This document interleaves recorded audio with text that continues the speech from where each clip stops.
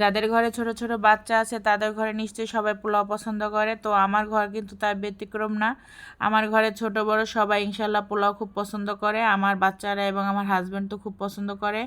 তো আমি মাঝে মধ্যে এভাবে সিম্পলভাবে পোলাও রান্না করি। আজকে আপনাদের সাথে সেই পোলাও রেসিপিটাই শেয়ার করব।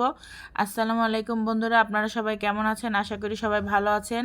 তো ঠান্ডা তো পড়ে গেছে, তো আমার ছেলেরা আবদার করলো যে তারা পোলাও খাবে, তাই আমি শর্টকাটভাবে পোলাও রান্না করে দিচ্ছি। আপনারা আমার মতো কে কীরকম কম সময়ে ঝটপট পোলাও রান্না করেন কমেন্ট করেন। তো এখানে আমি একটি বড় হাঁড়ি বসিয়ে দিয়েছি। হাঁড়িটি গরম হওয়ার পরে আমি এখানে পরিমাণ মতো তেল দিয়ে দিয়েছি, আর এখন বেশি করে পেঁয়াজ কুচি দিয়ে দিব। আমি এখানে আজকে বেরেস্তা তৈরি করে পরে পোলাও তৈরি করব। বেরেস্তা দিয়ে পোলাও খাইতে আমার খুব ভালো লাগে, একটা আলাদা ফ্লেভার বের হয়। যেহেতু আজকে 2 কেজি চালের পোলাও করব, তো আপনারা দেখেন বড় একটি হাঁড়ি নিয়ে নিয়েছি। তো এখানে আমি এখন পেঁয়াজটা ভেজে নেব ভালো করে। আর অবশ্যই আপনারা বেরেস্তা ভাজার সময় একটু খেয়াল করবেন যাতে এক সাইড পুড়ে না যায়, এই জন্য একটু কষ্ট করে হলেও ঘন ঘন নাড়া দিতে হবে যাতে করে বেরেস্তাটা সুন্দর একটা কালার আসে। তো দেখেন আমার কিন্তু বেরেস্তা রেডি হয়ে গেছে, মাশাল্লাহ সুন্দর, সব দিক থেকেই সুন্দর কালার এসে গেছে। এখন আমি আস্তে আস্তে একটি চামচ দিয়ে বেরেস্তাগুলো তুলে নিব। তো দেখেন এখন আমি বেরেস্তাগুলো তুলে নিচ্ছি, আর আমি আগে থেকেই কিন্তু চালগুলো ভালো করে ধুয়ে স্ট্রেনারে পানি ঝরতে রেখে দিয়েছি। অবশ্যই আপনারা এই কাজটি করবেন, পোলাও চাল আগে থেকেই ভালো করে ধুয়ে রাখবেন। আর পাশে কিন্তু গরম পানি করে রাখবেন। পোলাওতে অবশ্যই গরম ফুটন্ত গরম পানি দিলেই পোলাও সবসময় ঝরঝরে এবং সুন্দর হয়।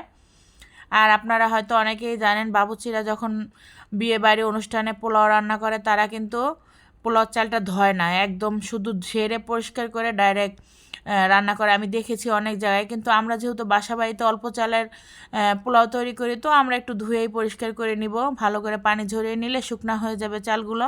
তো আপনাদের সাথে কথা বলতে বলতে আমি কিন্তু বেরেস্তাটা তুলে রেখেছি। আমি একটু বেরেস্তার মধ্যে চিনি দিয়ে রাখবো যাতে করে বেরেস্তাটা মচমচা থাকে।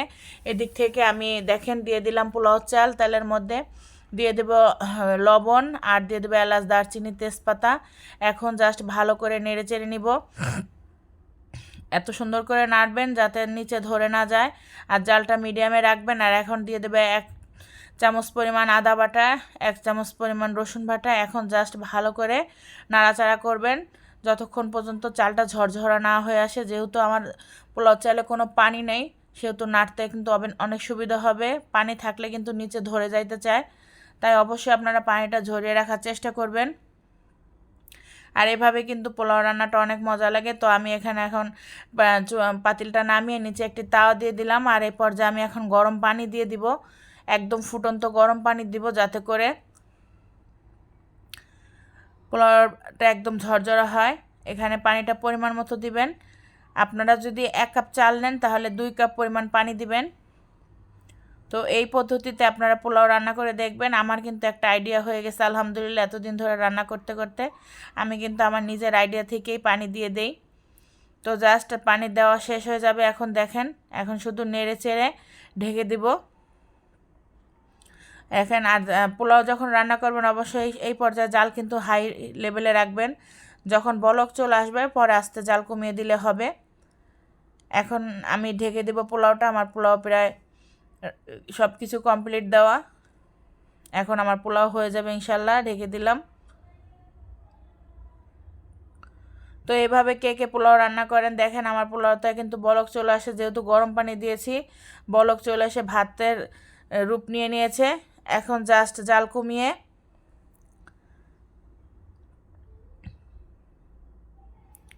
একটা তাওয়া দিয়ে দিলাম।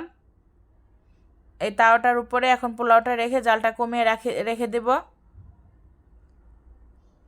এখন আর হাই হিটে দিব না, জাস্ট দেখেন আমার পোলাওর পানি কিন্তু একদম টেনে গেছে। এখন শুধু নাড়াচাড়া দিয়ে দিব। আমার পোলাও কিন্তু রান্না হয়ে গেছে একদম ঝটপটভাবে। অল্প সময়ে এভাবে আপনারা পোলাও রান্না করে খেয়ে দেখতে পারেন, আশা করি খুব ভালো হবে। আমার পোলাওটা কিন্তু অনেক ঝরঝরা হয়েছে, দেখে বুঝতেই পারছেন। এখন আমি যে আগে থেকে যে বেরেস্তা ভেজে রেখেছিলাম সেটার অর্ধেকটা দিয়ে দেবো। আর আমি আজকে আস্ত মুরগির রোস্ট রান্না করেছি, আপনারা আমার ভিডিওতে দেখেছেন। এখন সেখানে বাকি যে বেরেস্তাটা আছে ওখানে ওইটা অ্যাড করব। তো ধন্যবাদ সবাইকে এতক্ষণ ভিডিও দেখার জন্য। ভিডিও ভালো লাগলে অবশ্যই লাইক কমেন্ট শেয়ার করবেন।